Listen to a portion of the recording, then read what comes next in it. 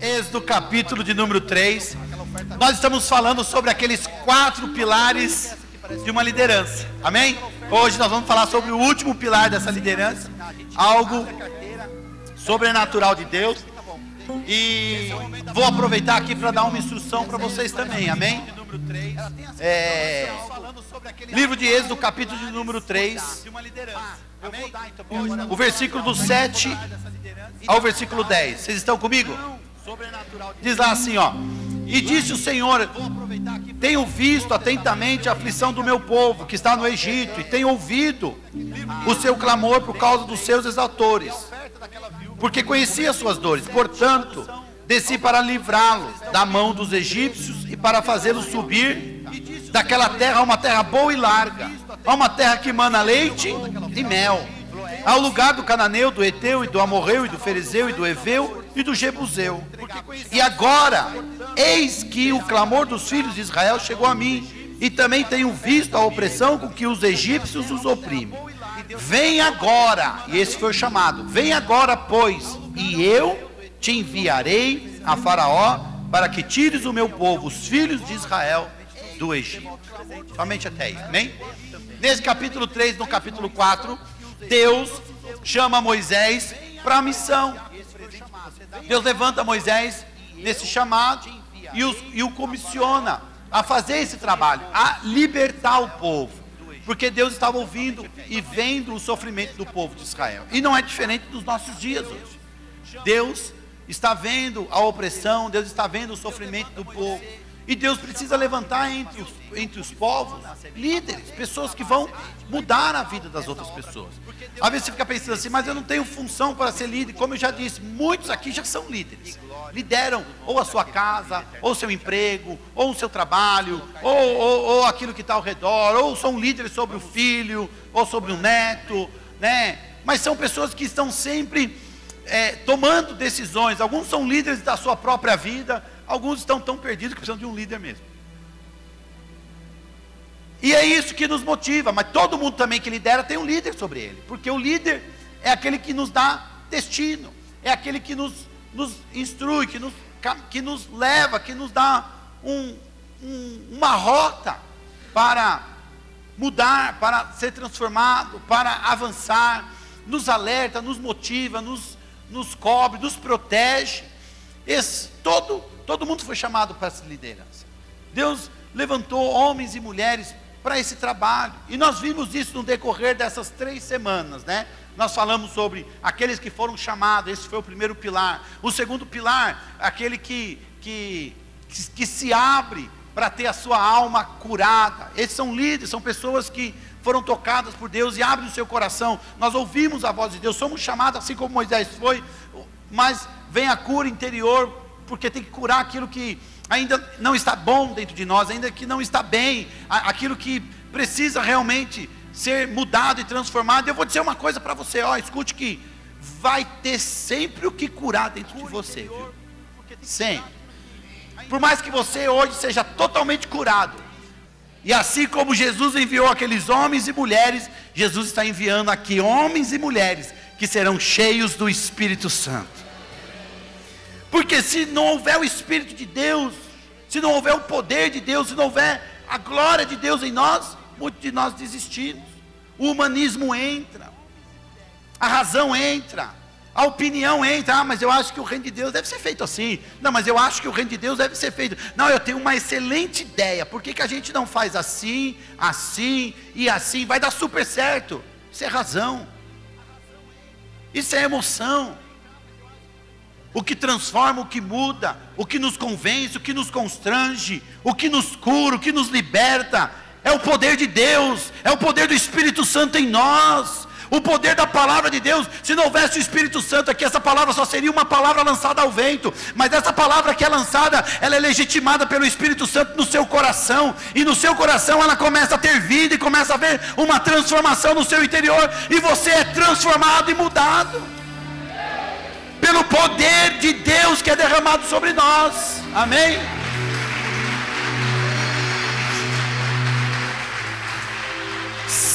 Sem esse poder, o que acontece?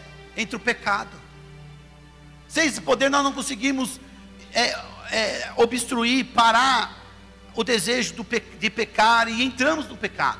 Sem esse poder vem a razão, vem a emoção na nossa mente, e com isso vem o paganismo, porque começa a parecer que tudo é normal, tudo pode isso, pode aquilo, não tem problema nisso, que maldade tem, apóstolo, nisso aqui é normal. Não é normal não é normal não, tem que ser olhado de uma maneira espiritual, e nós temos que abrir os nossos olhos para isso. Ó, um exemplo, por exemplo, que eu vou falar para vocês hoje aqui, que o Espírito Santo guarde o seu coração, viu?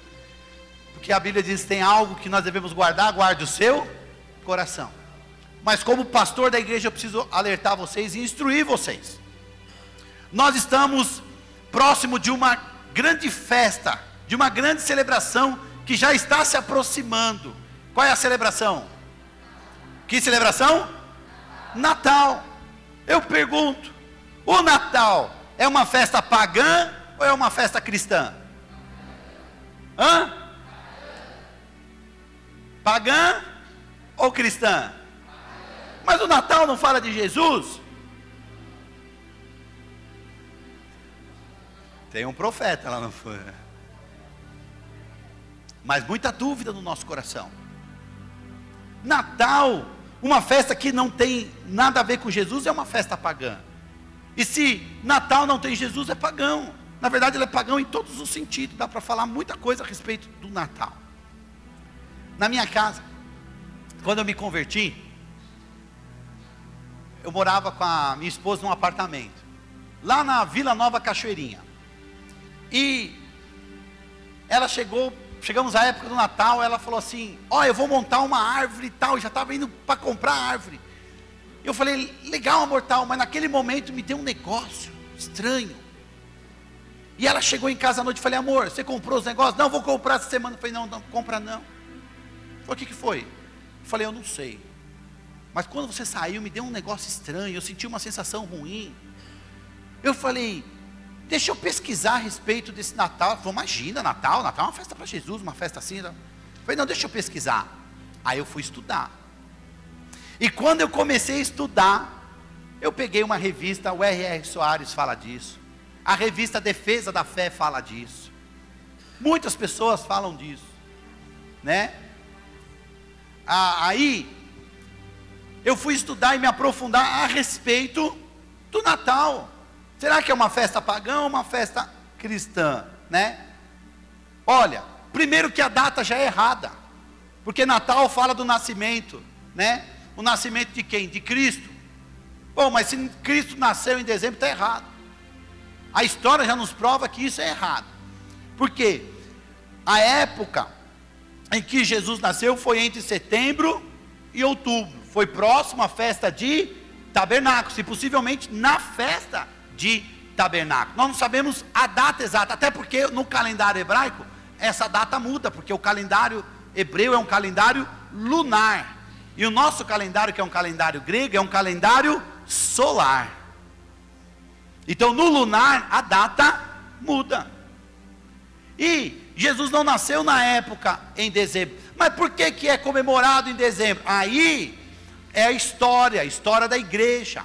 Em 336 depois de Cristo, depois da morte de Cristo, no ano 336, um imperador romano chamado Constantino, ele assumiu o governo de Roma, o poder de Roma, só que ele era cristão daquele jeito, né? Mas ele era, ou dizia ser. Aí ele fez uma aliança, ali onde iniciou a aliança do Estado com a igreja. E nesta aliança, nesse momento, o que Constantino fez? Ele impôs que houvesse uma comemoração para o nascimento de Cristo. E levou esse nascimento e essa comemoração para ser feita em dezembro. Isso foi a base de imposição. Não foi só simplesmente, ele impôs como imperador e começou-se a comemorar em dezembro. Para falar desta festa, se eu for começar a falar, a gente leva 1 hora, 1 hora e meia, para explicar todos os detalhes. Então eu vou passar rapidamente, porque uma boa parte já conhece. E quem ainda tem dúvida, que ore ao Espírito Santo e preste bem atenção. A enciclopédia, vou falar sobre a enciclopédia Barça. Não estou falando da Bíblia, não estou falando de livros evangélicos, nem de livros católicos ou de outras religiões. Estou falando da enciclopédia Barça. Quem conhece? Quem conhece? Todo mundo conhece? Quase todo mundo conhece? Quem tinha essa enciclopédia na sua casa? Meu Deus, a geração é tudo jovem, o resto aqui, né? Pararam de vender a Barça na porta de casa, né? Porque antigamente vendia na porta de casa, né? Alguém conhece isso ou não? Bom, é tudo internet hoje, né? Mas você procura na internet a Barça, que ela fala de vários assuntos. Um local bom de pesquisa é o Wikipédia. Lá você vai encontrar uma pesquisa sincera, né? Mas olha o que diz a enciclopédia Barça, no volume 11, na página 274. Escreve o seguinte sobre o Natal. Vou ler para vocês. Vocês estão ouvindo?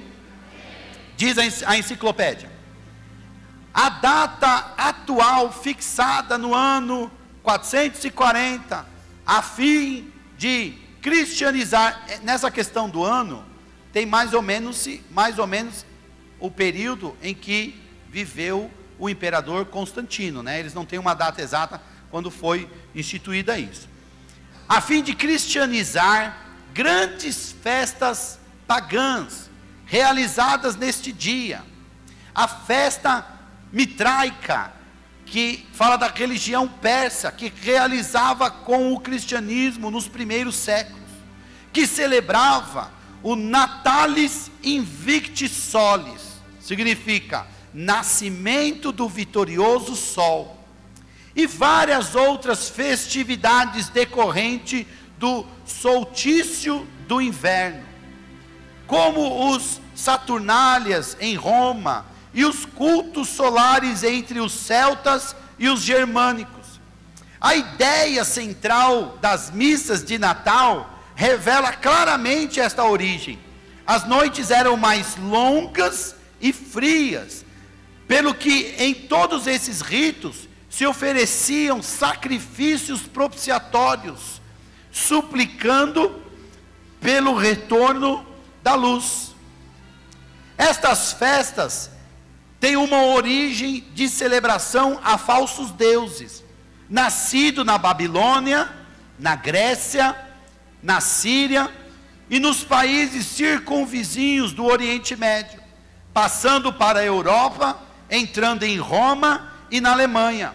A França comprou a visão, passou para a China e distribuíram para todas as nações da terra como fonte de comércio. Fecha as aspas. Isso falando sobre a instituição da data do Natal. Então pegaram uma data qualquer, na verdade a data onde celebrava os outros deuses, e aí colocaram que junto com o nascimento do sol, do Deus invicto sol, dos outros deuses, desses deuses babilônicos, colocaram ali a data do Natal. E nós sabemos que não é nessa data. Agora, mas tem um detalhe importante. Que detalhe, pastor? Deus disse para nós que nós deveríamos celebrar o nascimento de Cristo. Aonde isso está na Bíblia? O que Deus nos ensinou? Que nós deveríamos celebrar a sua morte e ressurreição, que é a Santa Ceia que vai ocorrer no próximo domingo. Domingo que vem é domingo de Santa Ceia. Não esqueça de trazer os alimentos, tá?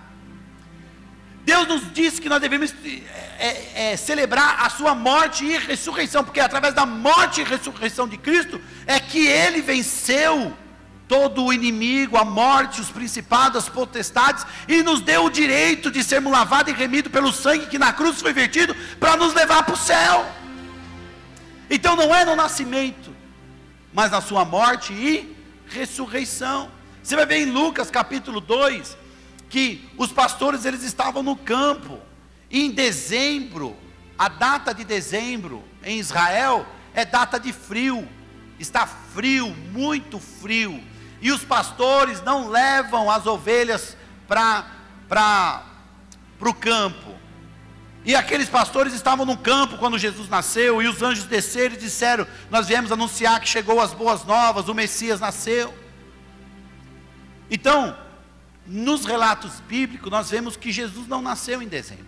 Agora, que pergunto eu, que Jesus que você vê nesse Natal aí?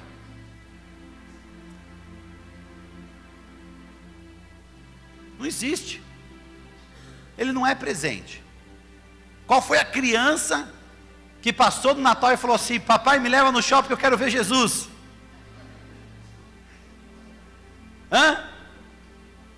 Nenhuma.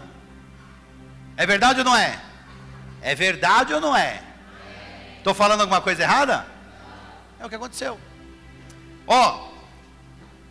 Em Gênesis capítulo 10, versículo 8, fala de um homem chamado Nimrod. Nimrod, ele era, diz a palavra de Deus, ele era um caçador diante de Deus. Ele caçava homens por causa e por bronca com Deus.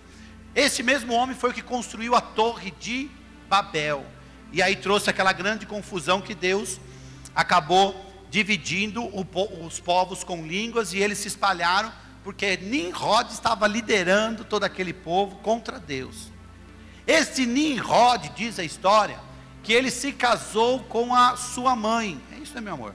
Não vem enganado. Ele se casou com a mãe e teve um filho, e este filho morreu, e eles foram e fizeram um sacrifício para que os deuses pudessem ressuscitar o filho. E quando eles levantaram no outro dia, depois do sacrifício, eles encontraram no jardim uma árvore que tinha nascido da noite para o dia, um pinheiro. E aí eles fizeram o quê?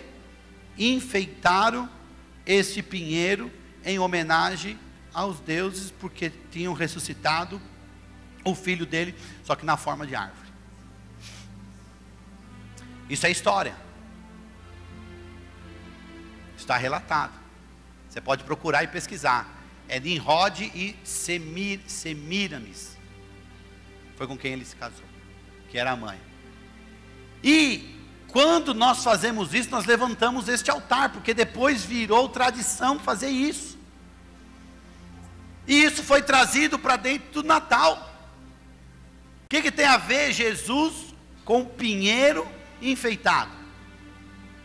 Vocês perceberam isso? Perceba isso agora. Por isso que a palavra de Deus diz: conhecereis a verdade e a verdade vos... Não tem nada a ver Jesus com o pinheiro. Ah, mas pastor, faz-se o presépio bonitinho, põe Jesus lá na estrebaria junto com os animais. Está errado. Está errado. Jesus era judeu, e judeu não se mistura com animal imundo. E tinha animal na estrebaria, tinha os animais. Judeus não se misturavam, era proibido pela lei. Mas ele não estava. A Bíblia diz que Jesus nasceu e foi colocado numa manjedoura. Manjedoura não é estrebaria. Roma romanizou isso, gente. É uma bagunça. É uma festa extremamente pagã. Essa manjedoura, hoje a gente conhece como gameleira. Sabe aquela parte feita de tábua que a gente coloca fruta? Vocês conhecem isso? Se a gente buscar no nosso dicionário, nós vamos encontrar que manjedoura é o lugar onde os animais se alimentam.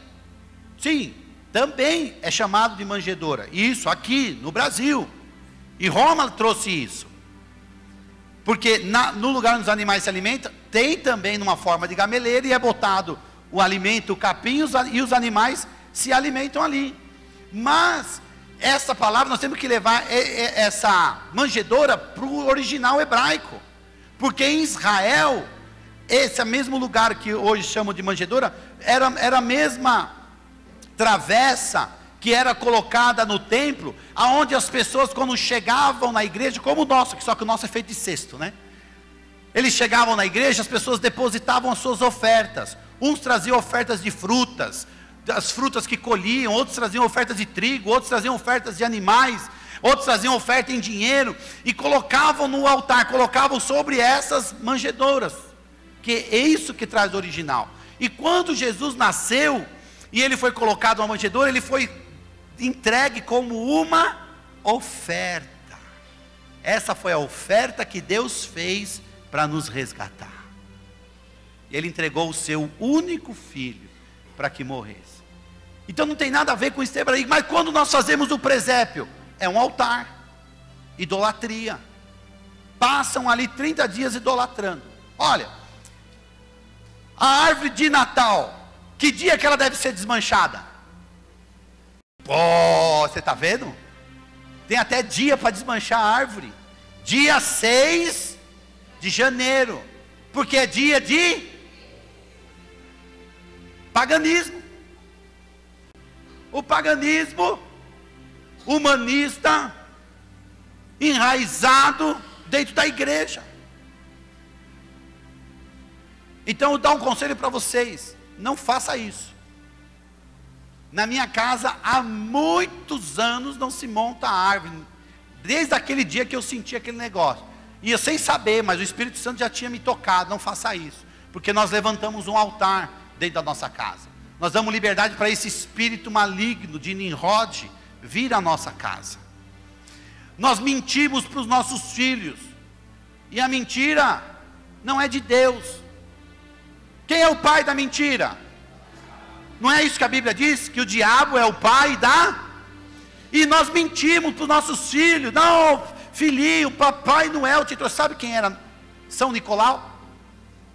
São Nicolau, ele era um homem, um senhor generoso, que se tornou padre, que pegava presentes e ajudava crianças carentes. Esse homem morreu, e aí ele foi canonizado pela Igreja Católica, se tornou um santo católico, patrono da Rússia, São Nicolau. E aí pegaram a figura de São Nicolau, por estabelecer o comércio, e lançaram dentro do Natal. E aí o velhinho faz história até o dia de hoje. E existe Papai Noel no Natal. Se Natal fosse, se fosse comemoração de Cristo, o que tem esse Noel no meio? Percebem isso, gente? Aí nós falamos para os filhos: o Papai Noel te trouxe presente. Verdade ou mentira? Mentira é pecado? Percebeu como o humanismo, a razão, o paganismo, ele no nosso meio nos corrompe? E nos corrompendo, nos rouba esse pilar, que é o pilar da unção. Porque se a gente estiver no pecado, se a gente estiver no erro, se a gente estiver no paganismo, não haverá unção, não haverá poder de Deus no nosso meio. E muitas vezes nós não sabemos por que nós não vivemos as coisas extraordinárias, porque nós vivemos ainda um paganismo. Mas isso tem que ser arrancado dentro de nós. Toda raiz de paganismo no nosso meio, toda raiz de mentira e toda raiz do mal tem que ser arrancada de dentro de nós. Nós nascemos para Cristo, nós nascemos de novo. Ao único Deus, a Ele a honra, a glória e o poder para sempre. E Deus não divide a sua glória com ninguém.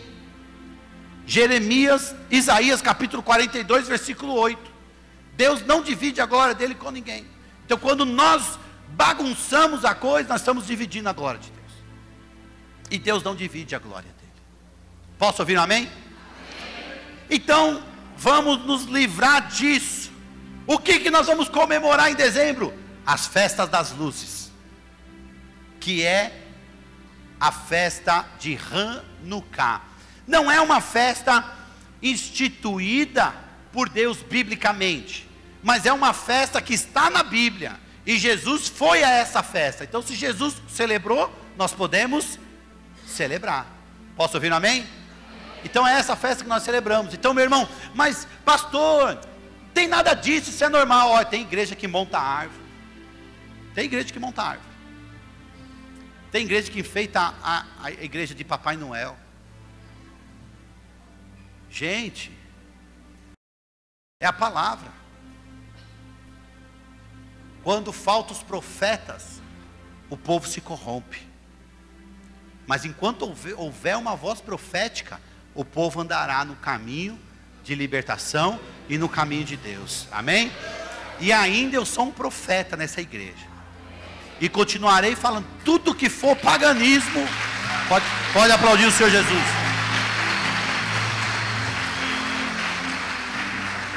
Não pode, não entrará no nosso meio. E olha que eu já tive muita resistência, hein? Porque muita gente vem, pastor, não é nada, tudo tranquilo. E ainda querem, de vez em quando, maquiar e mascarar as coisas, trocar as coisas. Vamos mudar o nome. Mudar o nome e celebrar é a mesma coisa. Não é? Se chegar no mês de junho e a gente celebrar uma festa na igreja e só mudar o número, só mudar o nome, nós continuaremos celebrando uma festa pagã. Sim ou não? Então nós não celebramos festas pagãs, porque nós não temos nada com o paganismo. Nós somos de Cristo. Amém? E a verdade que nos é dita, ela nos liberta e nos leva à salvação. Posso ouvir um amém? João capítulo 14, versículo 6, disse Jesus, que Ele é o caminho, a verdade e a vida. E no versículo 21 ele diz, aquele que tem os meus mandamentos e os guarda, este é o que me ama, e aquele que me ama será amado de meu Pai, e eu o amarei, e me manifestarei a Ele. Então aquele que ama Jesus, guarda os seus mandamentos, se liberta do paganismo e olha para a cruz. Amém? Então, quando nós nos libertamos disso, vem a unção de Deus sobre nós, vem os sinais, vem os milagres, vem os prodígios. A unção, ela tem uma origem. Aonde vem essa origem? A origem vem da presença de Deus. E esta unção, ela é dada a todo aquele que busca e que faz uso dela. Então, quando nós buscarmos esta unção em Deus, e buscarmos para quê? Para fazer uso desta unção. Esta unção, ela vem sobre as nossas vidas. Quando esta unção vem? Quando nós dispomos, quando nós estamos prontos para servir a Deus. Servir a Deus usando a unção de Deus para salvar as vidas. Usando essa unção para levar o evangelho àquele que precisa de salvação. Usando essa unção para libertar os cativos. Jesus nos chamou para libertar aqueles que estão presos, aqueles que estão cativos, que estão aprisionados no mundo espiritual. Jesus nos deu esta unção e nos traz esta unção para que ela seja usada para curar e também para repartir esta unção com os outros. Quanto mais nós repartirmos, mais a unção se multiplica em nossas botijas. Então este pilar da unção, Deus vai liberar sobre a sua vida nesta noite. Por quê? Porque quando a verdade entra em nós, nos liberta. Apóstolo, eu não vou tirar a árvore na minha casa, não, já montei. Problema seu. Na minha casa não entra nem Rod, nem Semiramis, nem demônio nenhum. A minha casa é santa. Que nem diz o apóstolo René ontem, que as casas chegam a cheirar a glória de Deus. Minha casa cheira a glória de Deus. E os meus 12 sabem disso, que os meus discípulos frequentam a minha casa. Lá não existe nenhum altar de adoração a nenhum outro Deus, a não ser o Senhor. Na sala da minha casa tem um quadro com as muralhas de Jerusalém escrito Shalom Jerusalém, paz em Jerusalém, porque o Salmo diz, orai por Jerusalém e prosperarão aqueles que te amam.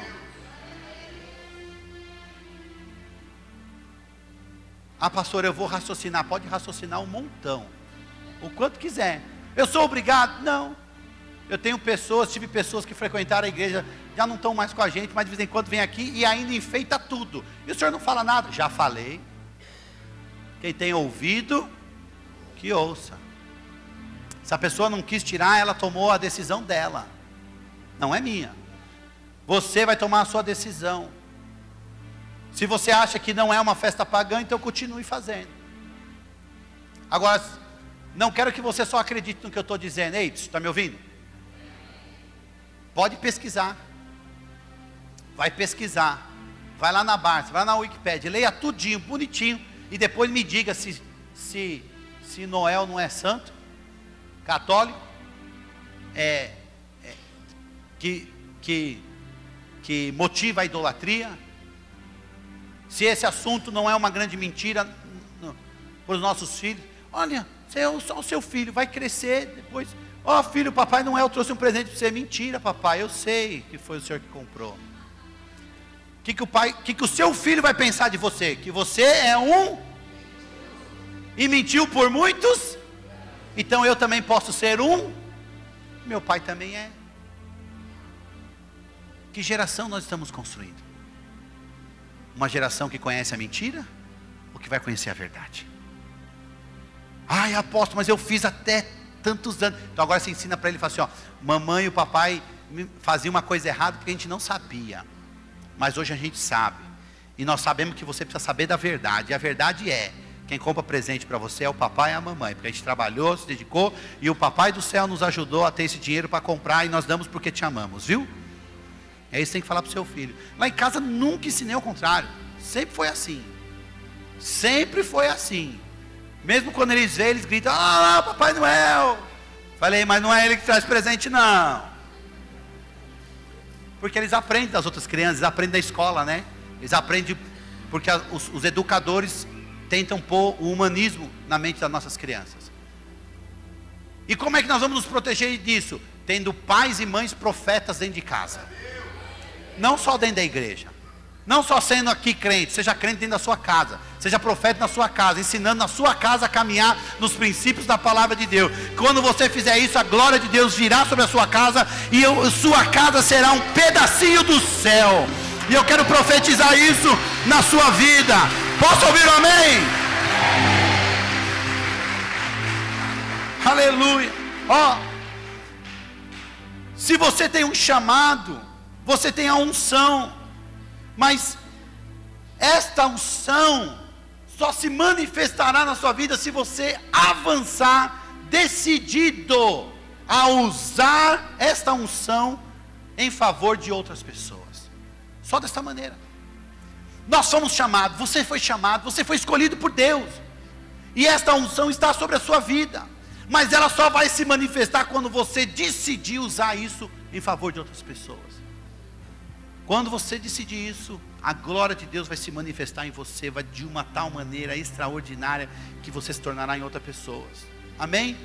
Então, ó, aí você pode estar pensando, bom, nossa, depois de ouvir falar sobre os pilares de uma liderança, você pode até estar indagando assim, mas um desses pilares não deveria ser o amor? Pergunte isso para a pessoa que está perto de você. Um desses pilares não deveria ser o amor? Pergunte para outra pessoa, um desses pilares não deveria ser o amor? O que ela te respondeu? Ela não respondeu não?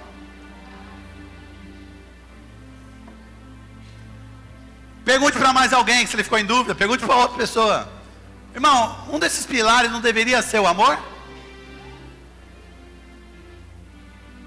Sabe qual é a resposta? Que não. O amor não é um dos pilares. O amor, ele é o alicerce de todos eles. Porque se não houver o amor é um alicerce. O amor não é um pilar, o amor é o alicerce de todos os pilares. Porque é através do amor que as pessoas são mudadas, são transformadas. Uma pessoa que ama, um líder que ama, com o amor de Deus, não é com o amor humano, não. Porque o amor humano joga o filho na lata do lixo. Ah, eu não faria isso, mas um irmão, um ser humano que nem você, com um cérebro que nem o seu, faz. Eu não sei se tem cérebro, mas faz. Esse é o amor humano. Mas eu amo meu filho, daria minha vida por ele. Seu amor é mais forte do que aquela que abandona. Mas ainda é um amor humano.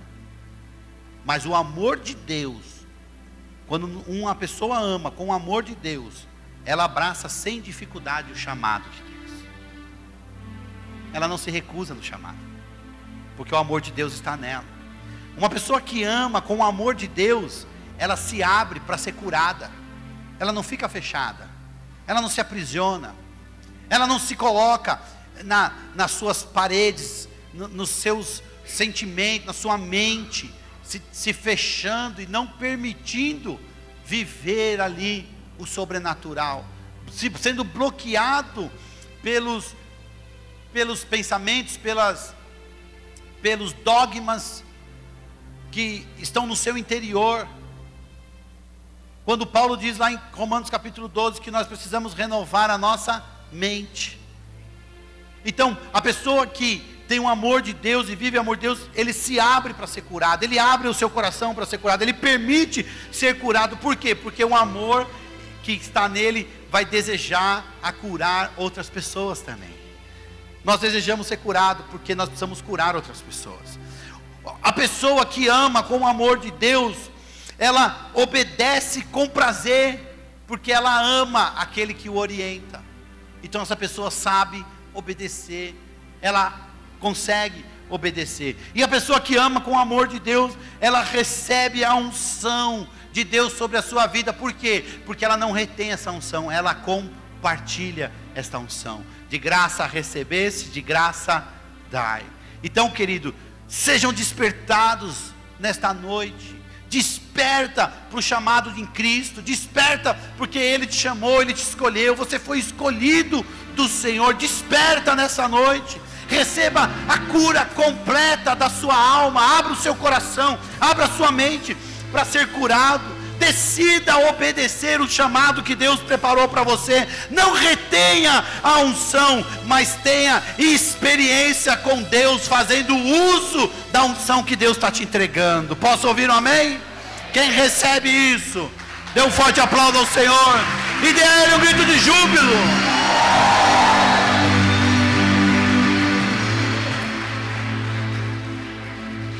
O amor de Deus não nos faz recusar o chamado dele. E Ele te chamou e disse: ide e fazei discípulos. Jesus te chamou para a obra dele. Jesus quer te usar. Jesus não enviou doutores da lei, mas Ele enviou homens e mulheres cheios do Espírito Santo. E através das suas mãos, pessoas serão curadas. Através das suas palavras, pessoas serão libertas. Através da sua dedicação ao amor de Deus, as pessoas serão transformadas e as famílias serão renovadas pelo poder do Espírito Santo que habita em vocês. Posso ouvir um amém? Amém. Coloque-se de pé, por favor. O Espírito de Deus, Ele muda e transforma a nossa vida. Pilares que muda a nossa maneira de viver. E tudo isso por causa do amor. Porque se não houvesse amor, de nada do que nós fazemos teria valor. É o amor de Deus em nós. O amor porque Ele te salvou. O amor porque esse amor de Deus te constrange. Esse amor porque o amor de Deus toca no seu coração. Ele te muda, Ele te transforma. O amor de Deus é o que te leva a caminhar com Ele e a ser usado por Ele para a grande obra que Ele tem preparado para a sua vida. Deus te escolheu. Diga isso à pessoa que está perto de você. Olhe bem nos olhos deles, diga assim: Deus te escolheu. Os casais que estão aqui, olhe nos olhos da sua esposa e diga para ela assim: o Senhor te escolheu como uma mulher para ser cheia da glória de Deus e para ser usada no reino dele. Vocês mulheres, diga isso para o seu marido. Fala assim para ele: se você foi escolhido, meu marido, pelo Senhor para ser um sacerdote na minha casa e para levar a palavra de Deus para muitas famílias.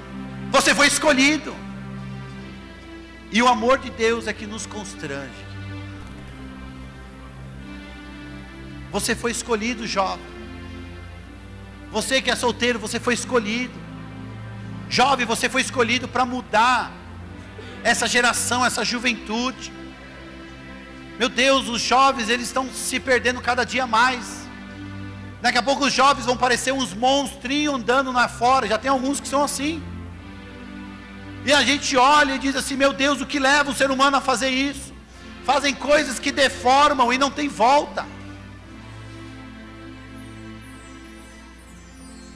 Mas há uma palavra de Deus que transforma toda a deformação. E essa palavra está em você, no seu coração. Deus vai te usar, jovem, para mudar esta geração. Ele só está querendo ver o seu coração disposto, porque o amor dele está em você. E hoje Deus vai lhe dar uma unção. uma unção que muda, que transforma. Lá no Evangelho de João, no capítulo 20, no versículo 22, nós vemos Jesus chegando diante dos discípulos, e Jesus chegou e olhou para os discípulos e disse assim, ó: recebei do Espírito Santo, e soprou sobre eles. Aquela foi uma primeira manifestação da unção, uma unção que traz a consciência, que traz a regeneração, que nos aliancia, nos traz a revelação no nosso coração de quem é Cristo. E foi essa unção que nos traz a igreja, e é essa unção que nos faz entregar a vida a Cristo. É a primeira unção que foi liberada. E eu quero perguntar para você hoje à noite, você que está aqui, que nunca teve essa oportunidade de entregar a sua vida para Jesus, que nunca teve a oportunidade de entregar o seu coração a Cristo. Você que está aqui, que está ouvindo eu falar de Jesus, quem sabe você não tem esse relacionamento com Cristo, não está entendendo bem o que eu estou dizendo, porque você não viveu esse relacionamento, você não tem vivido esse sobrenatural. Eu quero dizer uma coisa para você, escute. Quanto falatório na hora do apelo, meu Deus do céu.